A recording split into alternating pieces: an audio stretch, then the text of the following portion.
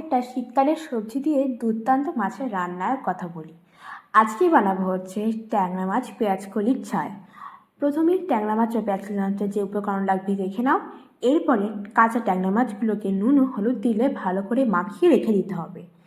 এরপরে আরেকটি পাত্রে সর্ষের তেল, তাতে নুন দিয়ে নিতে হবে। তেলটা গরম হয়ে এলেই কাঁচা মাছগুলো ওতে ছেড়ে নিয়ে ভালো মতো ভেজে নিতে হবে।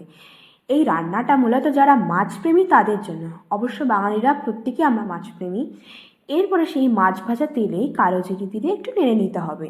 আর এই রান্নাটা কিন্তু আমার খুব ফেভারিট। তোমাদের কেমন লাগলো সাবস্ক্রাইব করে বলো কিন্তু, আর কমেন্টে লিখে জানিও। প্লিজ একটু সাবস্ক্রাইব করো। তারপরে পেঁয়াজ, কাঁচা লঙ্কা, কালো জিরে বাটা,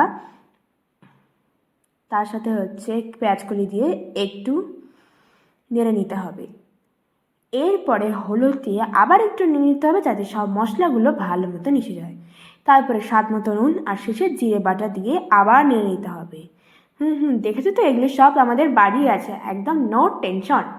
দিয়ে ভালো মতো কষালে বা এরপর গরম জল দিয়া খানা আবার খুন্তি দিয়া নাড়বা, নাহলে জলের সাথে মিশবো কী করে মশলা খান। এরপরে ভাজা মাছগুলোকে জলে ছেড়ে দিতে হবে। যখনই দেখবে ওটা ফুটে আসছে তার আগে সর্ষের তেল দিয়ে একটু নামিয়ে নিতে হবে। তার আগে সর্ষের তেল দিয়ে দেখবে দুর্দান্ত লাগবে কিন্তু। আর এর সাথে যদি গরম গরম ভাত, আহা জমে ক্ষীর, ব্যাস আমাদের রান্না কমপ্লিট। এরপরে নাম দিতে হবে, পরিবেশন করতে হবে ভাতের সাথে। ভালো লাগলে do like, comment, share and subscribe.